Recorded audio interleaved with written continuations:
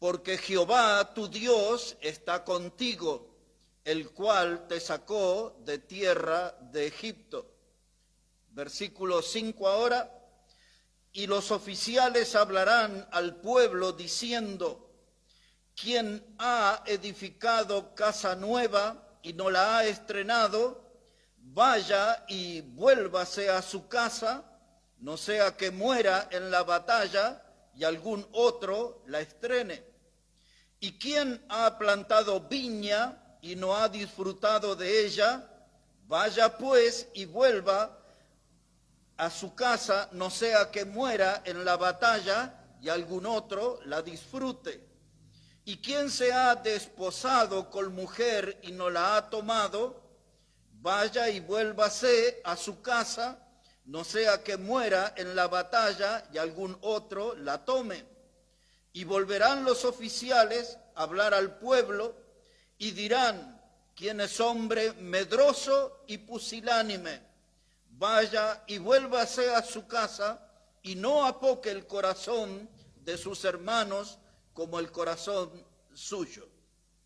Y aquí en este versículo 8 entonces está la palabra que queremos hablar, la palabra pusilánime, una palabra que nos amenaza a todos, la palabra pusilánime.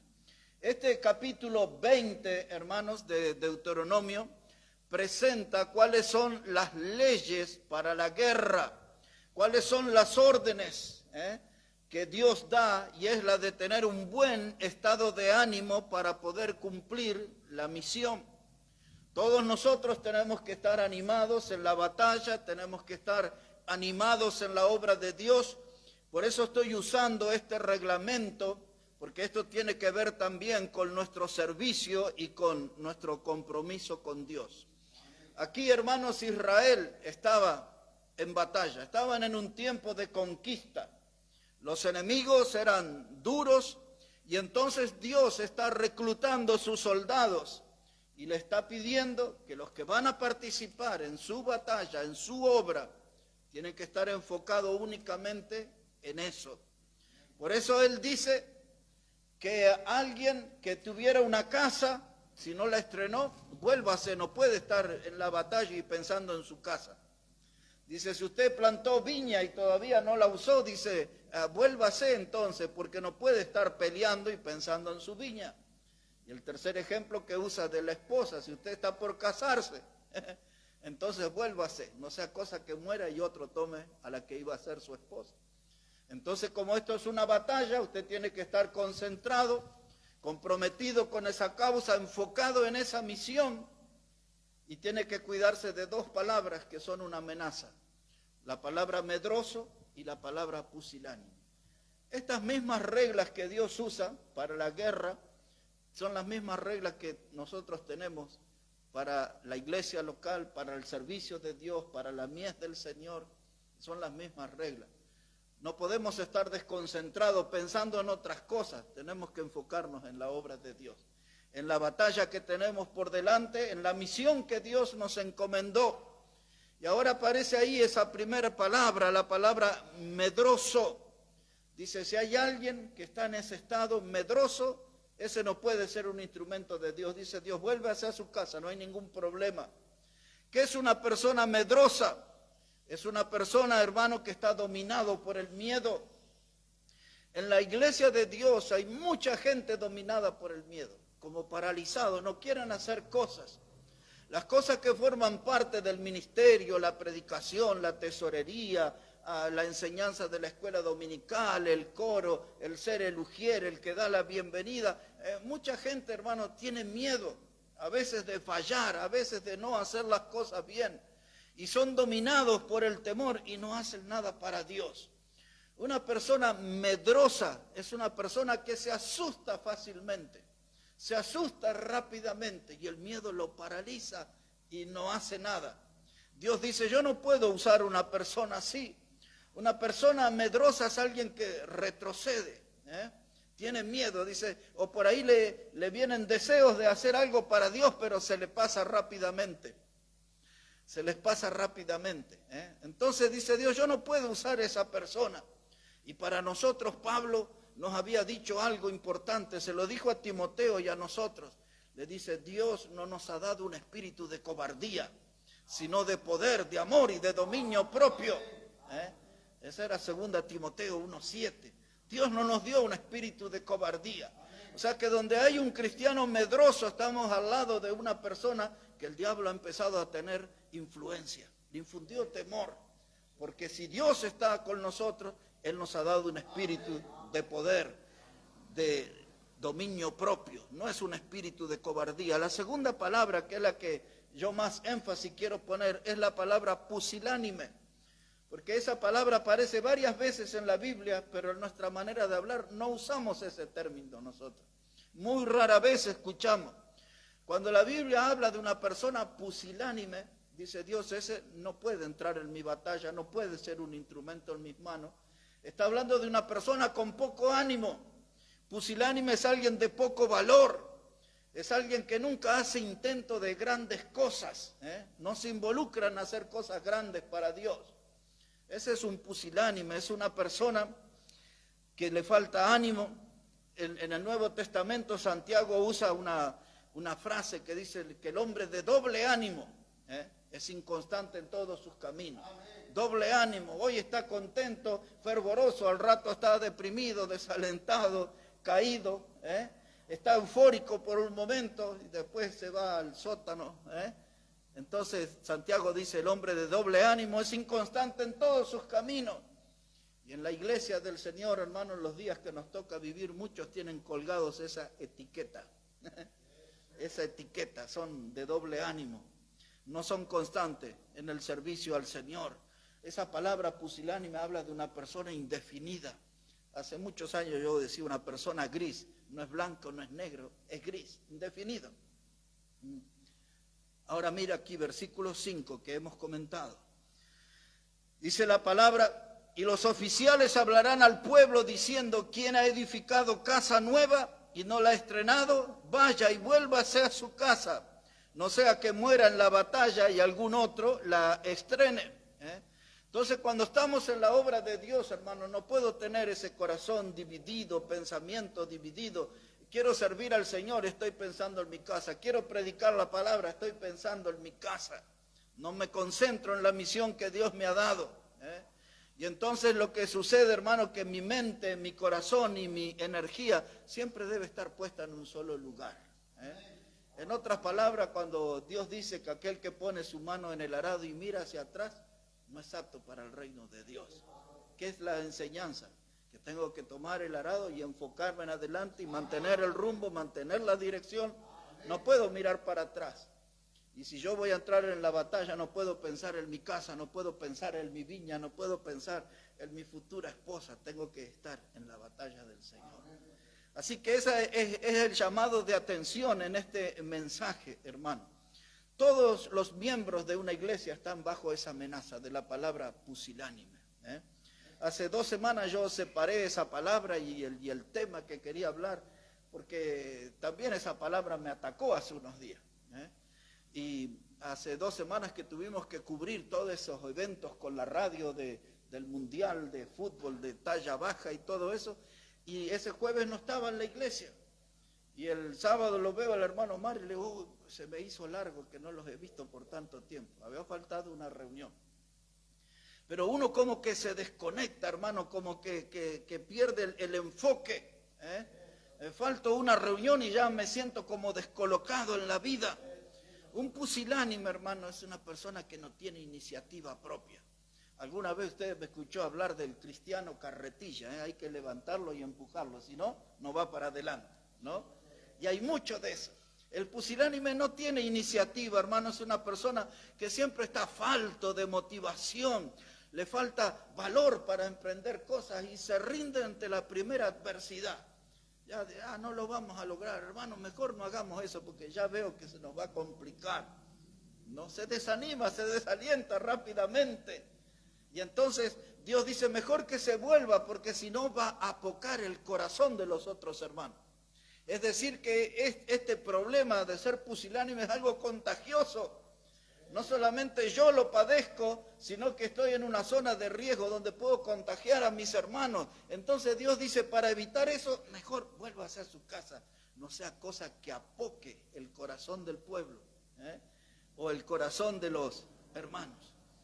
Había un gran predicador de la antigüedad, fue uno de los primeros misioneros bautistas, y él siempre decía, hermanos, dice, si quieres hacer grandes cosas para Dios, emprende grandes cosas para Dios. Ese hombre era el conocido como el padre de las misiones. ¿Quieres hacer grandes cosas para Dios? Emprende. No te quedes solo con el deseo. No te quedes solo con la buena intención de hacer algo para Dios. No, hazlo decididamente. Pero el pusilánime siempre le falta energía. Aquí en las calles se dice, le falta medio para el peso, ¿no? Medio para el peso. Tiene una voluntad quebrada, Es una persona que tiene su voluntad quebrada y todo, hermano, lo ve imposible, se vuelve pesimista, negativo, y enseguida uno nota que le falta fe. Porque la fe todo lo emprende, a la fe nada lo detiene. La fe no hay obstáculo que la pueda, la fe siempre va adelante. En cambio el pusilánime cualquier cosita lo frena, cualquier cosita le llama la atención, y él está viviendo una crisis de fe. Donde hay un pusilánime, hay una persona que está en una crisis de fe. Le cuesta ir adelante, le cuesta emprender. Y Dios dice, mejor vuélvase a su casa, no quiero que apoque el corazón de los hermanos. Una de las traducciones que usan para la palabra pusilánime, dicen que es una persona no solamente falto de valor y de energía, sino que también es una persona de mente pequeña y de espíritu pequeño. Entonces tiene una mentalidad, no es una mentalidad amplia, emprendedora, es pequeñita, su espíritu también es de poca acción. Ese tiene que ver con un pusilánime. Ahora les voy a llevar a una historia más conocida en Jueces capítulo 7. Un poquito más adelante, después viene Josué, después viene Jueces. En el capítulo 7, una historia más conocida para nosotros, versículo 3. Dios vuelve a hablar de este tema. Hay una gran cantidad de versículos, yo no voy a usar muchos, porque esto va a ser aquí muy breve. En Jueces el capítulo 7, versículo 3, aquí nos vamos a encontrar con Gedeón como un gran protagonista en esta historia. Dice Jueces 7, verso 3, ahora pues, haz pregonar en oídos del pueblo, diciendo, quien tema y se estremezca, madrugue y devuélvase desde el monte de Galaad. Y se devolvieron de los del pueblo 22,000 y quedaron 10,000. Y Jehová dijo a Gedeón, aún es mucho pueblo, llévalo a las aguas, y allí te los probaré, y del que yo te diga, vaya este contigo, irá contigo. Mas de cualquiera que yo te diga, este no vaya contigo, el tal no irá. Y entonces llevó el pueblo a las aguas, y Jehová dijo a Gedeón, cualquiera que lamiere las aguas con su lengua como lame el perro, aquel pondrás aparte. Y asimismo a cualquiera que se doblare sobre sus rodillas para beber. Y fue el número de los que lamieron, llevando el agua con la mano a su boca, 300 hombres. Y todo el resto del pueblo se dobló sobre sus rodillas para beber las aguas. ¿Qué tenemos aquí? Un ejército de los madianitas numeroso. El ejército del pueblo de Dios era muy inferior en cantidad, tenía 32,000 soldados. Y Dios pone la atención en dos palabras, que son las mismas que hablamos, medrosos y pusilánimes. Solo que aquí Dios usa otros términos. Dios dice en el versículo 3, el que tema y se estremezca. Las dos mismas palabras. La persona que tema no puede ser usado por Dios. Y el que se estremezca, eso habla de una persona que tiembla, de una persona que es sacudida, que se pone nerviosa, que se altera su ánimo. Se sube y, como dicen los chicos, se bajonea también, ¿no? Esa es una persona que se estremezca, es una persona que está asustada. Dice Dios ese que se vuelva para su casa. Y de los que teman, también, medrosos, temerosos, 22,000 se volvieron. Ahora quedaron 10,000 y Dios dice, todavía estos son muchos. Y el enemigo era muy numeroso. Y entonces Dios dice, llévalos al agua y los probaré.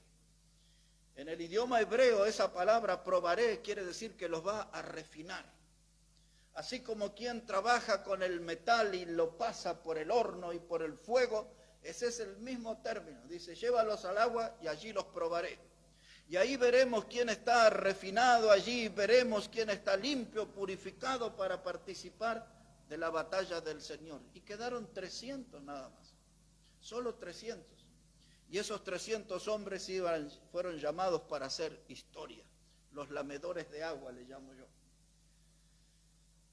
Y allí fueron en 3 columnas de 100 con teas, y fueron también allí con un cántaro y dieron un grito frente al campamento de los madianitas por la espada de Jehová y por la espada de Gedeón. Y los madianitas terminaron huyendo. Era un ejército numeroso, pero Dios les dio una gran victoria solamente con 300.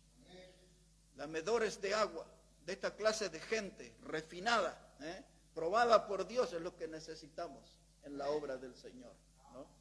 Porque si nosotros tenemos un dominio de pusilánimes, un pusilánime es alguien que está en las garras del diablo, el diablo lo tiene ahí, le inyecta cada día desánimo, desaliento. El pusilánime apenas sonríe, y uno dice, este debe ser un amargado, dice cosas sobre un pusilánime. Es lo mismo que pasaba en aquel escenario que la Biblia le llama la cueva de Adulán. ¿Se acuerdan de esa historia? Después, si no, puede leerla ahí en 1 de Samuel 22, versículos 1 y 2. Ahí en esa cueva llegó David y se encontró con una cantidad de gente. Y la Biblia dice que esa gente estaban endeudados y estaban en amargura de espíritus. Era un ambiente horrible. Y dice la Biblia, y David era el jefe de ellos. De toda gente amargada, endeudada, gente que estaba toda desanimada. Y a veces, hermanos, cuando los pusilánimes empiezan a aumentarse en la iglesia, corremos el riesgo de tener una sucursal de la cueva de Adulán, ¿no? Todos desanimados, desalentados, nadie quiere hacer nada, nadie está motivado, y es un riesgo. Por eso Dios dice, medrosos y pusilánimes, vuélvanse a su casa para que no apoquen el corazón de sus hermanos. ¿Se dan cuenta cómo todos nosotros estamos amenazados por estas palabras? Porque cualquier hecho de la vida nos puede desanimar a nosotros. Cualquier hecho de la vida puede a nosotros, hermanos, volvernos cristianos aburridos, sin motivación. Y empezamos a perder todo tipo de ganas de venir a la iglesia, de leer la Biblia, de cantarle al Señor. Y empezamos a ser aplastados, derrotados. Yo le diría hasta por ese espíritu de pusilánime. David, hermano, voy a leer 2 o 3 textos más nada más y vamos a terminar. Pero quiero llamarles la atención con un ejemplo del rey David. Si busca ahí un momentito en el libro de Primera de Crónicas, primer libro de Crónicas, vamos ahí más adelante, después de Jueces, viene Ruth y Samuel, Reyes, Crónicas. En el primer libro de las Crónicas, en el capítulo 28, a Dios, hermanos, quería un templo. David era el que iba a hacer todos los preparativos, pero David no iba a poder concluir con el templo para Dios, y Dios le dijo el motivo, porque él era un hombre de guerra y había derramado mucha sangre. Entonces Dios le pidió que lo preparara a su hijo Salomón, y Salomón era el que iba a llegar hasta el final con ese templo. Y mire cómo dice ahí la palabra de Dios, Primera de Crónicas 28, voy a ser ahí breve en eso. Versículo 9, voy a leer desde ahí. Primera de Crónicas 28, 9, dice la palabra, y tú, Salomón, hijo mío, eso le dice David a su hijo, ¿no? Dice, reconoce al Dios de tu padre y sírvele con corazón perfecto y con ánimo voluntario. Porque Jehová escudriña los corazones de todos y entiende todo intento de los pensamientos. Si tú le buscares, lo hallarás, mas si lo dejares, él te desechará para siempre. Mira pues ahora que Jehová te ha elegido para que edifiques casa para el santuario. Esfuérzate y hazla. Ahora, mire, ahí hay un padre hablándole a su hijo. Y le está hablando del privilegio de estar en la obra de Dios y de ser el constructor de la casa de Dios. Y David le da un detalle importante, le dice, tienes que tener perfecto ánimo, tienes que tener mucha voluntad, dice, con ánimo voluntario, es decir, bien arriba ese estado de ánimo, no como un pusilánime, no como una persona de doble ánimo, bien alto ese estado de ánimo, porque lo que vas a hacer es grande, vas a estar en la obra de Dios y en la casa de Dios. Y cuando seguimos la historia, Salomón logró lo que el padre le aconsejó. Buen consejero David, buenas palabras le dijo a su hijo. Pero ¿cuál es el problema que encontramos?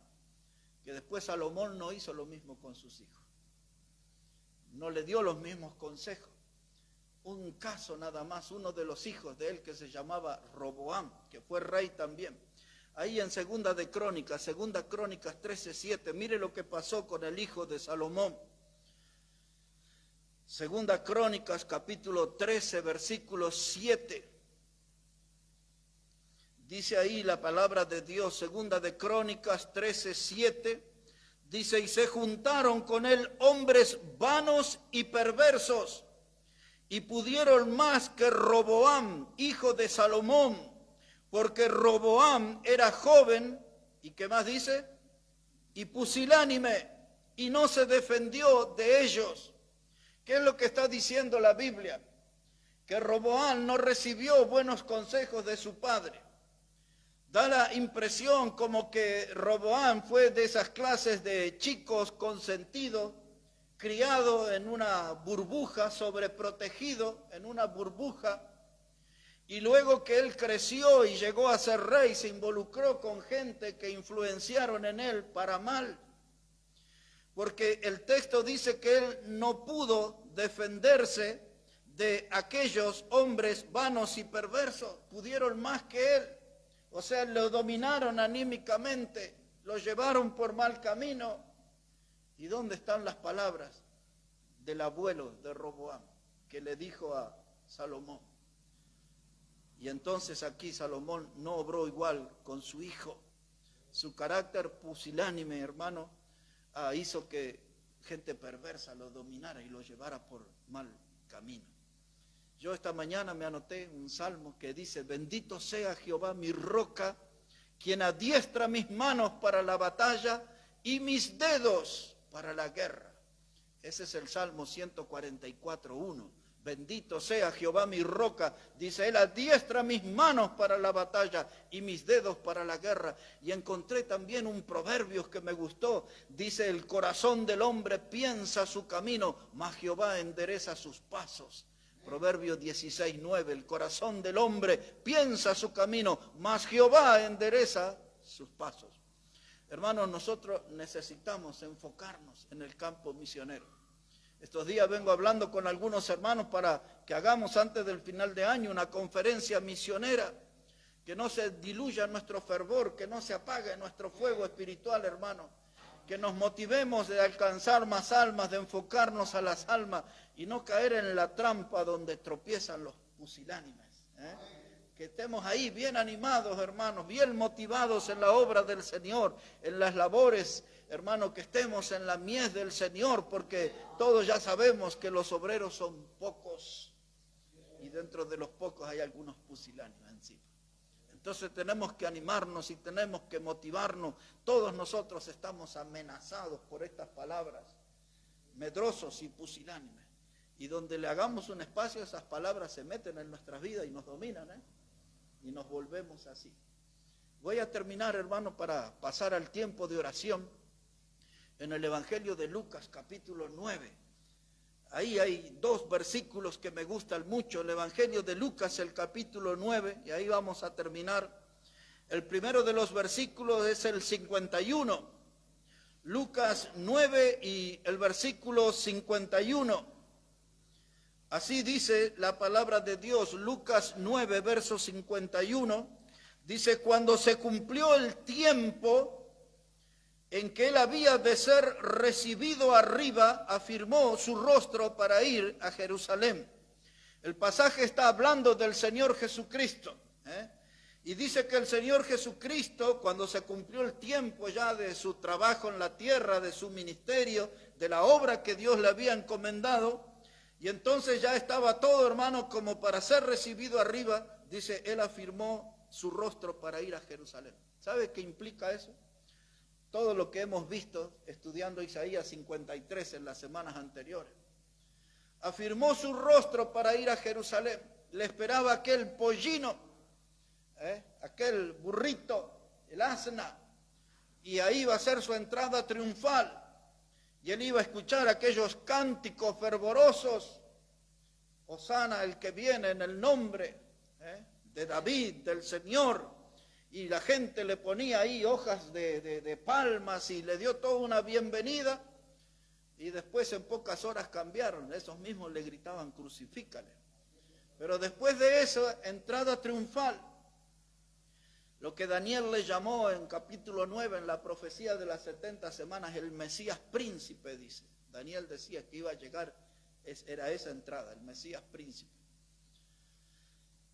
Y luego vino el huerto de Getsemaní, los discípulos que no pudieron orar con él, el sudor sangriento que ya hemos estudiado, la turba encabezada por Judas el Iscariote, lo aprisionaron, y luego vino la golpiza, y después le quitaron su ropa y le tejieron la corona de espina, y fue azotado y le cargaron la cruz, y luego el tormento en la cruz del Calvario, los clavos, la muerte, la resurrección. Dice aquí el texto, él ya estaba para ser recibido arriba, pero antes de ser recibido, todo lo que dije recién. Y entonces él puso su rostro hacia Jerusalén. ¿Qué significa eso? Que esa era la misión principal que se le encomendó. Y él puso la mirada en Jerusalén y se fue en esa dirección para cumplir con el Padre, para cumplir con la misión, para ser nuestro Salvador. Y esa figura y ese ejemplo del Señor, yo lo quiero para nosotros, para que no seamos pusilánimes. Que pongamos la mirada en un ministerio, en un trabajo para Dios, en un servicio para Dios, y vayamos a pesar que nos esperen dolores y sufrimientos. Había ahí un profeta que se llamaba Agabo y vio un cinturón y ahí se escandalizó, dijo, el dueño de este cinturón le esperan padecimientos en Jerusalén. Y el dueño era Pablo, y cuando llegó le dijeron los discípulos, no vayas porque... Y Pablo dice, no solamente estoy decidido a ir, sino a dar mi vida, dice Pablo. Mirando a Jerusalén, enfocado en el ministerio, no había cosa que los hicieran retroceder. Los pusilánimes se rinden rápidamente, fácilmente, renuncian rápidamente. Pero aquellos que ponen la mirada a Jerusalén, se enfocan en el trabajo, en la misión que le encomendó y van hacia adelante. De esa clase de ánimo tenemos que contagiarnos nosotros.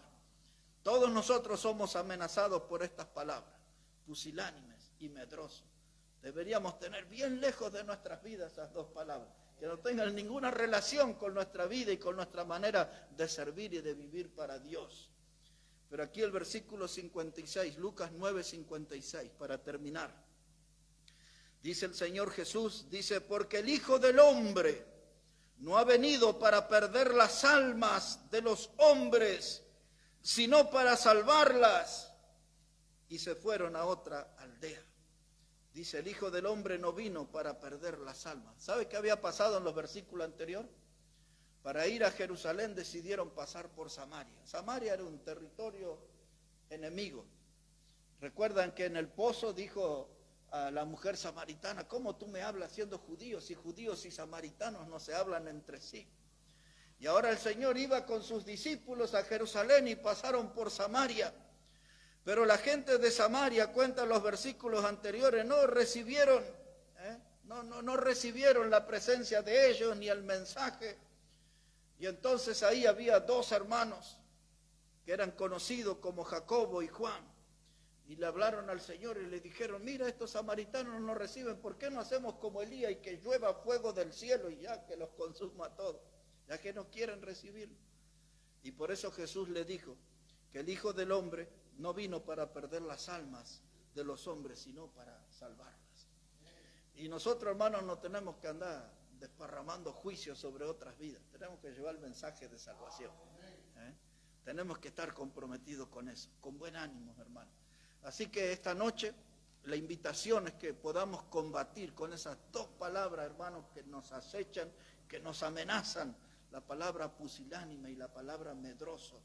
Nosotros tenemos que ser valientes servidores del Señor, valientes servidores del Señor. Vamos a orar, hermanos.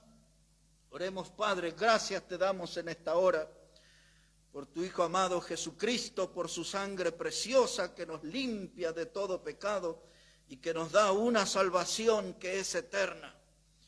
Y gracias, Dios, porque tu palabra siempre nos anima y nos motiva y nos empuja a ir adelante. El ministerio a veces, Señor, es complicado.